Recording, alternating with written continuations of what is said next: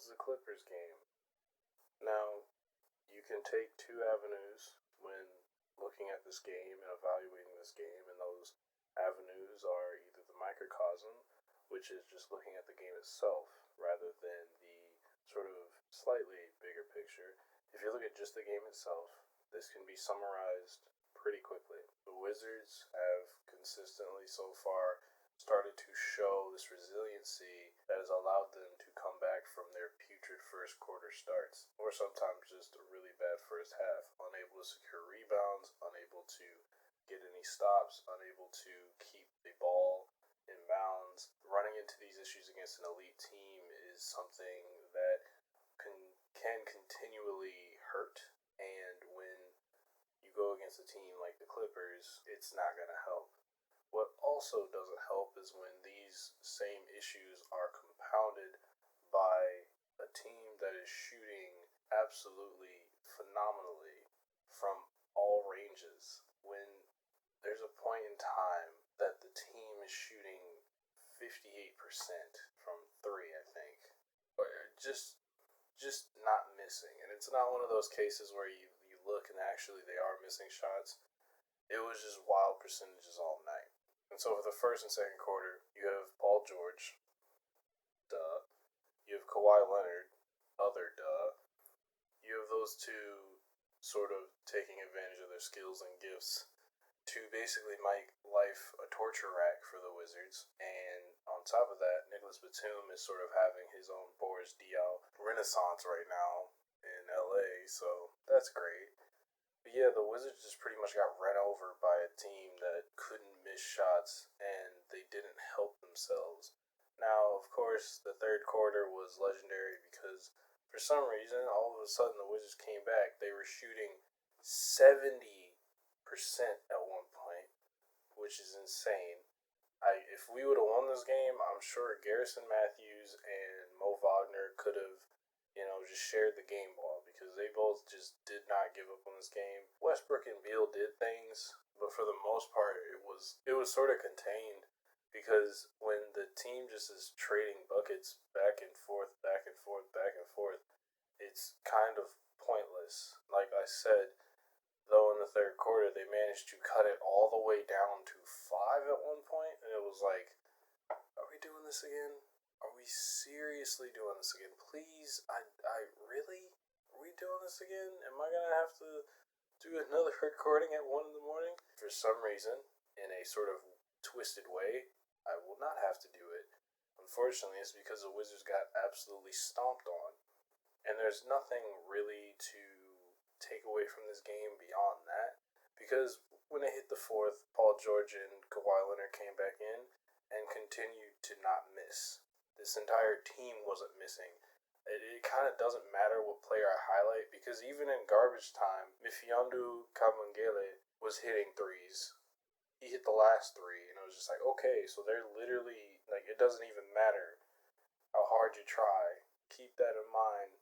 As design is to explain in due time, all I know is that time is a tangible thing. And I need to stop singing Linkin Park lyrics and get back to talking about the Wizards. But time is a tangible thing, and it runs out. And for the Wizards, essentially what that meant was when you trade buckets with this kind of team, it's not going to end well. Is it a bad loss? If this was like the first game of the West Coast road trip, I'd say yes, this sucks. Oh God, we're going to go down. The ship is sinking, all that good stuff. But that's only really in a microcosm. The Wizards just got stomped on, and it happens sometimes. I'm not as like frustrated or upset about this loss.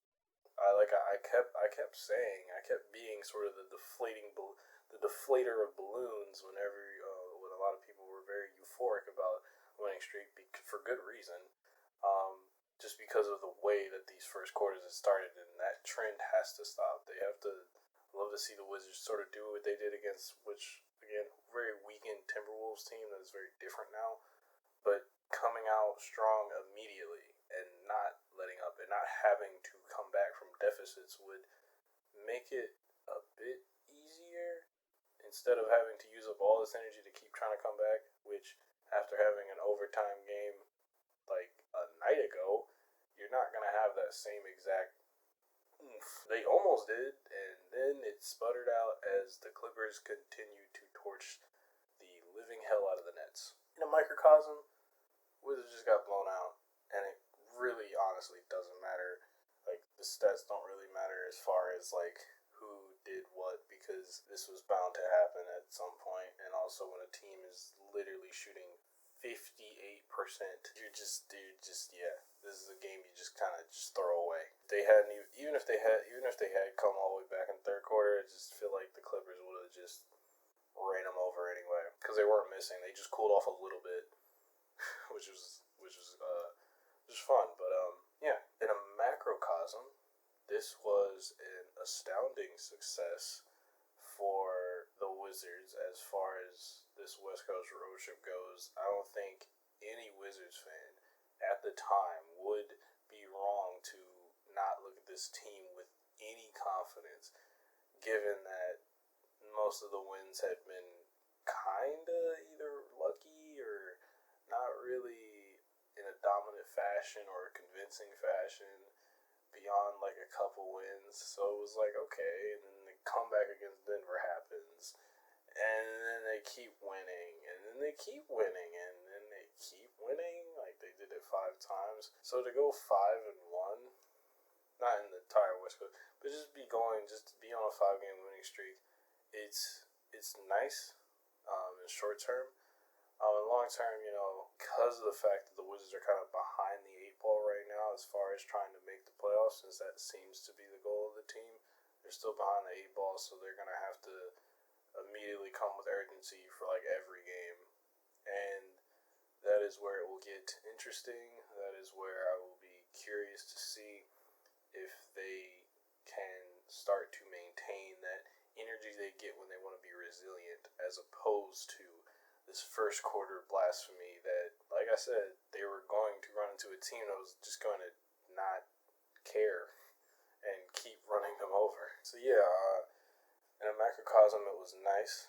Bigger picture, it's not good. No loss is good. No loss is good at all. Hopefully the Wizards can bounce back from this, since they seem to have started to try to make a trend of bouncing back. There's not really much you can parlay from this game beyond, like I said, Garrison had moments. Mo had an entire whole quarter of a moment. The other team just, wow, ran us over. I think I've said that like 30 times, and that is my cue to stop saying it. We'll see how the Wizards bounce back from this. I think it's a just throw it away game, macrocosm. It doesn't really help the playoff run, but the trip as a whole should show that the Wizards have some potential, and if they can actually capitalize upon it, then it will be nice to see, and hopefully they realize that they have to come with the energy for 4 whole quarters. They can't just kind of try to do this whole switch thing. And I'm just having PTSD to when the Wizards used to do this, when they thought that they had earned anything and they hadn't yet, and it was really irritating. But I'm gonna let it go. Yeah, Wizards doing Wizards things, trying to scare everybody into thinking they were gonna come back, and then not. So overall, it was a game that happened. That game happened, and I can't really parse much beyond that. Do I want to? Not really, because our as far as All-Star reserves goes, those got announced, so that was cool. People are gonna have opinions and feel types of way, but you know what? I still got my DNP All-Stars on the Wizards, and Isak Bonga got to play today, and Troy Brown Jr. did too, but it was at the end. I wish Isak Bonga got more minutes, I guess. So the Wizards are playing the Nuggets again, and I'm a little bit nervous. The West Coast road trip technically started when the Wizards went to Portland. That was on Saturday. That's February 20th. Then the Lakers, and then the Clippers. So against West teams, so far they're about 1, 2, 3, 4. So they're like 4-1 right now against West teams, but that could be 4-2.